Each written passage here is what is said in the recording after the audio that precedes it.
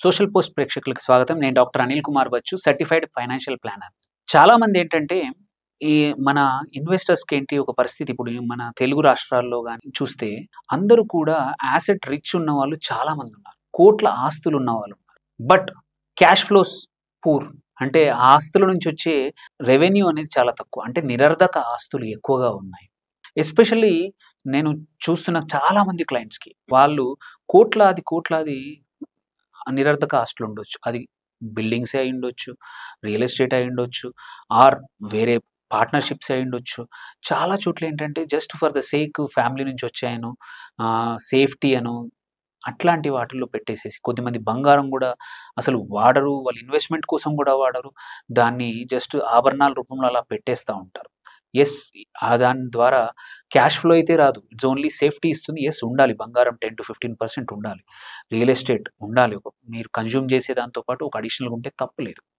But చాలామంది ఏంటంటే అలా కాకుండా కష్టపడి సంపాదించిన డబ్బులే కానియండి, వంశపారంపర్యంగా వస్తున్న ఆస్తులను కూడా తీసుకెళ్ళిపోయి మళ్ళీ నిరర్ధక ఆస్తుల్లో పెడతా ఉంటారు. ట్యాక్స్ తగ్గించడానికి కోసమే అనుకోండి, ఇవేషన్ కోసమే అనుకోండి, అవాయిడ్ చేయడానికి కోసమే అనుకోండి, ఈ పద్ధతులు ఎక్కువగా పాటిస్తూ ఉంటారు. అలాంటి వాళ్ళకు డబ్బులున్నాయి, ఆస్తులున్నాయి, కానీ డబ్బులు లేవు. అలాంటి వాళ్ళు ఏం చేయాలి? ఎట్లాంటి యాసెట్స్‌లో పెడితే మనము రెగ్యులర్‌గా క్యాష్ ఫ్లోస్ వస్తాయి అనే దానికి ఆన్సర్స్ ఈ వీడియోలో ఇద్దాం. ఏంటంటే చాలామంది మనము ఒక ఇన్వెస్ట్‌మెంట్ జర్నీ తీసుకుంటే మ్యూచువల్ ఫండ్స్‌తోనూ, ఒక లైఫ్ ఇన్స్యూరెన్స్‌లో ప్రొడక్ట్‌లో, ట్రెడిషనల్ ప్రొడక్ట్‌లో గాని ఎఫ్‌డీస్ ద్వారా చేస్తా ఉంటారు. కొన్ని సంవత్సరాలు నీకు సేవింగ్స్ హ్యాబిట్ అయ్యేంత వరకు, నీ చిన్న వెల్త్ క్రియేట్ చేసేంత వరకు ఇది మంచి ఐడియల్ పద్ధతులు. కానీ నీ వెల్త్ సఫిషియెంట్‌గా పెరిగాక ఇంకా వాటిలోనే చేయడం. అంటే నీకు ఈ డబ్బులు నువ్వు వాడే అవకాశం ఉండదు. నేను చూస్తాను 100%లో నా క్లయింట్స్‌లో 70-80% ఆఫ్ ద క్లయింట్స్ ఏంటంటే డబ్బులు ముట్టుకోరు. ఇన్వెస్ట్ చేసి మర్చిపోతా ఉంటారు. అలాంటప్పుడు నీ దగ్గర 1,00,00,000, 2,00,00,000, 3,00,00,000 మ్యూచువల్ ఫండ్‌లో ఉన్నాయి. ఇంకా వేరే 2, 3 ఫ్లాట్స్ ఉన్నాయి. రెంట్‌లు ఓన్లీ 5%, 3% కూడా సంవత్సరానికి సరిపడా రెంట్ రావట్లేదు. అలాంటప్పుడు అవి ఉంచుకునే కన్నా అమ్మేసేసి నేనిప్పుడు చెప్పే 2 యాసెట్ క్లాస్‌లు, అవి కూడా సెబీ మానిటర్ చేసే యాసెట్ క్లాస్‌లే. అంటే సెబీ దగ్గర పర్మిషన్ తీసుకొని ఫండ్ మేనేజర్‌లు మేనేజ్ చేసే యాసెట్ క్లాస్‌లే. అవే ఏంటంటే పీఎంఎస్, అంటే పోర్ట్‌ఫోలియో మేనేజ్‌మెంట్ సర్వీస్. ఇంకొకటి ఆల్టర్‌నేట్ ఇన్వెస్ట్‌మెంట్ ఫండ్, ఏఐఎఫ్. ఈ 2 చాలా కొద్ది మందికి మాత్రమే తెలుగు రాష్ట్రాల్లో కొద్దిమంది ఇన్వెస్టర్లు మాత్రమే అవేర్‌నెస్ ఉంది. ఉన్నా కూడా బ్యాంక్స్ ఏవైతే ఉన్నాయో వాళ్ళ వెల్త్ డెస్క్‌లు మాత్రమే ఇవి ఆఫర్ చేస్తా ఉంటాయి. సో, నాలెడ్జ్ కూడా లేదు. అలాంటి వాళ్ళకి హోప్‌ఫుల్లీ ఈ వీడియో ద్వారా కొంచెం నాలెడ్జ్ రావచ్చు. తెలుసుకోండి. మీరు గూడా మీ పరిస్థితి కూడా యాసెట్ రిచ్, క్యాష్ పూర్ అయితే మాత్రం కంపల్సరీ ఈ వీడియో తప్పకుండా చూడండి. సో, ఈ పీఎంఎస్ కానీ, ఏఎఫ్ ఏంటంటే కొంచెం వెల్త్ ఎక్కువున్న వాళ్ళకి ఇవి ఐడియల్ అనమాట. అందరికీ కాదు. సో, ఇక్కడ ఏంటి పీఎంఎస్‌లో 50,00,000 మినిమమ్ ఇన్వెస్ట్‌మెంట్. ఏఎఫ్‌లో రూ. 1,00,00,000 మినిమమ్ ఇన్వెస్ట్‌మెంట్. ఈ 2 కూడా ఎందుకు అంటే మ్యూచువల్ ఫండ్‌లో కూడా 1,00,00,000 పెట్టుకోవచ్చు, 2,00,00,000 పెట్టుకోవచ్చు, 3,00,00,000 పెట్టుకోవచ్చు. ఎఫ్‌డీస్‌లో కూడా పెట్టుకోవచ్చు. ఇన్స్యూరెన్స్ పాలిసీల్లో యూలిప్స్‌లో కూడా పెట్టుకోవచ్చు. బట్ ఏంటంటే వాటికి అవి రీటైల్ ప్రొడక్ట్స్ కాబట్టి ఆఫ్టర్ సమ్ టైమ్ లిమిటేషన్స్ అనేవి కంపల్సరీ ఉంటాయి. నీ వెల్త్ అనేది లాంగ్ టర్మ్ కోసమే పెడుతున్నావు. నువ్వు విత్‌డ్రా మొత్తం చేయనప్పుడు, నువ్వు ఇలాంటి టూల్స్‌లో, ఇట్లాంటి ఫండ్స్‌లో పెడితే ఏంటంటే, నీకు మచ్ హైయర్ రిటర్న్స్ రావచ్చు. లాంగ్ టైమ్ హోల్డ్ చేయొచ్చు. ఎనీహౌ అక్కడ హోల్డ్ చేస్తున్నావు, ఇక్కడ హోల్డ్ చేస్తున్నావు. 5 సంవత్సరాలు మ్యూచువల్ ఫండ్‌లో కూడా పెడుతున్నావు. నీ దగ్గర సఫిషియెంట్ డబ్బులున్నాయి. నీ దగ్గర 5,00,00,000 ఉన్నాయి, 2,00,00,000 ఉన్నాయి. ఒక రూ. 1,00,00,000 ఏఎఫ్‌లో పెట్టేస్తే తప్పేం లేదు. అక్కడ 5 సంవత్సరాలే, ఇక్కడ 5 సంవత్సరాలే. ఎందుకంటే అక్కడ కూడా ఈక్విటీ ఎక్స్‌పోజర్, ఇక్కడ కూడా ఈక్విటీ ఎక్స్‌పోజర్. అక్కడ మార్కెట్ పడినప్పుడు పడుతుంది, ఇక్కడ పడుతుంది. సో, దెన్ ఎందుకు భయం? అది తెలీకనమాట. సో, ఇక్కడ ఏంటంటే పీఎంఎస్ వచ్చేసి ఒక ఇండివిడ్యువల్ పోర్ట్‌ఫోలియో. నీ పోర్ట్‌ఫోలియో 50,00,000 అండ్ అబోవ్ ఎంతైనా పెట్టొచ్చు. ఆ అమౌంట్‌ని ఒక సెబీ పర్మిషన్ తీసుకున్న పీఎంఎస్ ఫండ్ మేనేజర్ ఎవరైతే ఉన్నారో, ఎవరైతే పీఎంఎస్ కంపెనీ నడుపుతున్నారో, వాళ్ళు నీ డబ్బులకి 2 రకాలుంటాయి. డిస్క్రిషనరీ ఉంటది, నాన్ డిస్క్రిషనరీ ఉంటది. ఒక చోట ఏంటంటే మొత్తం వాళ్ళకే అవకాశం ఇస్తావు. అంటే ఫండ్ మేనేజర్‌కి 100% రైట్స్ ఇస్తున్నాము స్టాక్ సెలక్షన్‌లో. మనం ఎటువంటి ఇన్‌పుట్ ఉండదు. ఇంకొక మెథడ్ ఏంటంటే ఆయన చేస్తాడు. నీకు నచ్చిన స్టాక్స్ కూడా కొనమని చెప్పే అవకాశం ఉంటుందనమాట. ఈ 2 రకాల స్టైల్స్ ఆఫ్ పిఎంఎస్లు ఉంటాయి. అందులో కూడా రకరకాల పిఎంఎస్లు ఉంటాయి. ఏది లార్జ్ క్యాప్ ఓరియంటెడ్ అని, హైబ్రిడ్ ఓరియంటెడ్ అని, డెట్ ఓరియంటెడ్ అని, లేదు స్మాల్ క్యాప్ కానీ, స్మాల్ అండ్ మిడ్ క్యాప్ కానీ, ఆర్ మైక్రో క్యాప్ కానీ, ఇట్లా రకరకాల. ఓన్లీ ఇంపార్టెంట్ ఏంటంటే లిస్టెడ్ ఈక్విటీస్లో మాత్రమే పిఎంఎస్ ఇన్వెస్ట్ చేస్తాయి. అండ్ ఇంకొక రకం ఏంటంటే పిఎంఎస్లు చాలా వేరే మ్యూచువల్ ఫండ్లో కూడా ఇన్వెస్ట్ చేసే పిఎంఎస్లు ఉన్నాయి. అందులో కూడా హైబ్రిడ్ స్ట్రాటజీలు ఉన్నాయి. 50% ఈక్విటీస్లో, 50% వేరే మ్యూచువల్ ఫండ్స్. ఎవరికైతే ఇన్వెస్ట్ చేద్దామని తెలుసు కానీ ఏ మ్యూచువల్ ఫండ్ ఎంత అని తెలియకుండా అలాంటి వాళ్ళు కూడా పిఎంఎస్ ద్వారా 50 లక్షల కోటి రూపాయలు చేసేస్తే ఆ ఫండ్ మేనేజరే 4-5 రకాల మ్యూచువల్ ఫండ్స్లో ఇన్వెస్ట్ చేసేసి అది ఫండ్ ఆఫ్ ఫండ్ లాగా పిఎంఎస్ని కూడా ఆపరేట్ చేస్తూ ఉంటారు. సో ఇన్ని రకాల పిఎంఎస్లు ఉన్నాయి. ఇది చాలా తక్కువ మందికి తెలుసు అన్నమాట. సో ఇక్కడ టాక్సేషన్ మొత్తం కూడా మన ఇండివిజువల్ మీద ఉంటుంది.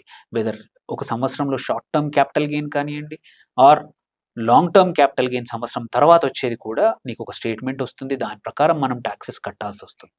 ఇందులో ఏంటంటే మన రిస్క్ అపటైట్కి తగ్గట్టు మంచి పర్ఫార్మెన్స్, ఇది కూడా ప్రతిరోజు సెబీకి డేటా అప్లోడ్ చేయాల్సిందే పర్ఫార్మెన్స్ది. ఇక్కడ కూడా సేఫ్టీ వైపు ఎటువంటి ఇష్యూ ఉండదు. ఇక్కడ కూడా మ్యూచువల్ ఫండ్స్లో లాగా ఆర్టీఏ ఉంటారు. సో మన డబ్బులతో కొన్న స్టాక్స్ని ఆ ఫండ్ మేనేజర్ పెట్టుకోడు, బట్ థర్డ్ పార్టీ దగ్గర ఉంటాయి కాబట్టి మనకి ఎటువంటి ఇబ్బంది ఉండదు. ఓన్లీ ఇబ్బంది ఏంటంటే మేనేజ్మెంట్ స్టైల్ ఏంటి, మనకు రిటర్న్స్ వస్తున్నాయా లేదా అనేది మనం చూసుకోవాల్సిన అంశం అన్నమాట. సో దీనిలో చాలా రకరకాల ఫండ్స్ ఉన్నాయి. ఏ 15% మినిమం నుంచి, మినిమం అని ఎవరు గ్యారంటీ చేయరు, బట్ పాస్ట్ పర్ఫార్మెన్స్ ప్రకారం 15-16% నుంచి 45% సంవత్సరానికి ఇచ్చే ఫండ్స్ కూడా ఉన్నాయి. రీసెర్చ్ చేసుకుంటే చాలా దొరుకుతాయి. ఏమైనా క్వశ్చన్స్ ఉంటే మీరు కంపల్సరీ అడగచ్చు, వీ విల్ రెస్పాండ్. దెన్ ఇంకొక క్లాస్ నేను చెప్పాను, ఏఐఎఫ్, ఆల్టర్నేట్ ఇన్వెస్ట్మెంట్ ఫండ్. ఇది ఏంటంటే నెక్స్ట్ ఇంకా కొంచెం క్యాపిటల్ ఎక్కువ ఉన్న వాళ్ళు, మీ దగ్గర ఒక 3 BHK ఉంది, 1.5 కోటి పెట్టి కొన్నారు, ఎంత వస్తుంది రెంట్? 30,000 వస్తుంది. దాంట్లో మెయింటెనెన్స్ అని అదన్నీ పోతాయి. 40,000 వచ్చినా కానీ, అంటే సంవత్సరానికి 40,000 వచ్చినా కానీ 4,80,000 అంటే 1,50,000 పెట్టినప్పుడు మీకు 3%, 4% కూడా వర్కౌట్ అవ్వదు సంవత్సరానికి. దాని బదులు ఒక ఏఏఎఫ్లో ఇన్వెస్ట్ చేసుకుంటే ఫస్ట్ లిక్విడిటీ ఎప్పుడంటే అప్పుడు మీరు వద్దంటే విత్డ్రా చేసుకోవచ్చు, పిఎంఎస్లో లాగానే వద్దంటే ఆపేసుకోవచ్చు. సెకండ్ ఇంపార్టెంట్ థింగ్ ఏంటంటే ఒక ప్రొఫెషనల్ ఫండ్ మేనేజర్ మీ ఇన్వెస్ట్మెంట్ డిసిషన్ తీసుకుంటారు. మీరు ఆలోచించాల్సిన అవసరం లేదు. మీ డబ్బులు వాళ్ళకి ఇచ్చేసి సెబీ ప్రతిరోజు వాళ్ళకు సెబీ రిపోర్ట్ చేస్తూ ఉంటారు. ప్రతి 15 రోజులకు ఒకసారి ఏఎఫ్లో మీకు స్టేటస్, మీ వాల్యూ తెలుస్తుంది అండ్ మీ ఫండ్స్ ఎక్కడున్నాయో తెలుస్తుంది. రిటర్న్స్ కూడా ఎక్కువగా ఉంటాయి. రిస్క్ ఏంటి? Same risk, equity market risk, passive investment. ఇందులో కూడా రకరకాల ఏఎఫ్స్ ఉన్నాయి. కేటగిరీ 1 అని, కేటగిరీ 2 అని, కేటగిరీ 3 అని. ఇందులో జనరల్గా కేటగిరీ 1, 2 మామూలు ఇన్వెస్టర్లకి పనికిరావు. అవి వెంచర్ క్యాపిటలిస్ట్లకు కానీ, సోషల్ ఇన్ఫ్రాస్ట్రక్చర్ ఫండ్స్కి కానీ, ప్రైవేట్ ఈక్విటీ ఎడ్జ్ ఫండ్లు అట్లాంటి వాళ్ళకి, or debt oriented funds, real estate ఫండ్స్కి.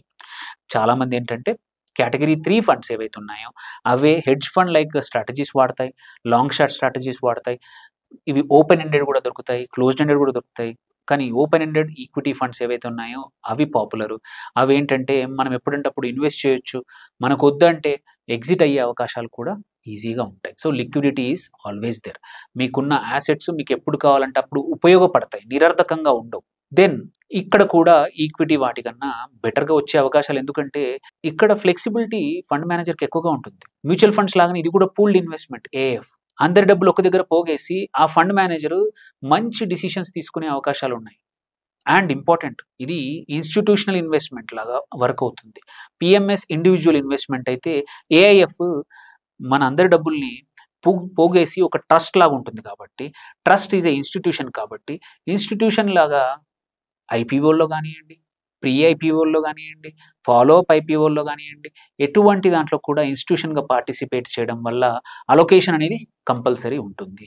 And even వెళ్ళి డైరెక్ట్ ప్రమోటర్ దగ్గర కూడా స్టేక్ కొనే అవకాశాలు ఉంటాయి డిస్కౌంట్కి. సో ఇవన్నీ స్ట్రాటజీస్ వాడడం.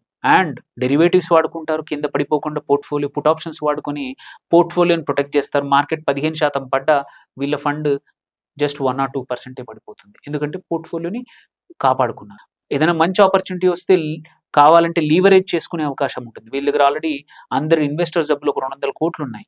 కావాలంటే 10 కోట్లు అప్పు తెచ్చి మంచి ఆపర్చునిటీ వస్తే ఇన్వెస్ట్ చేసి ఎక్కువ రిటర్న్స్ జనరేట్ చేసే ఆపర్చునిటీ కూడా ఏఎఫ్‌లో ఉంటుందన్నమాట. సో ఇవన్నీ రకాల స్ట్రాటజీస్ వాడడము.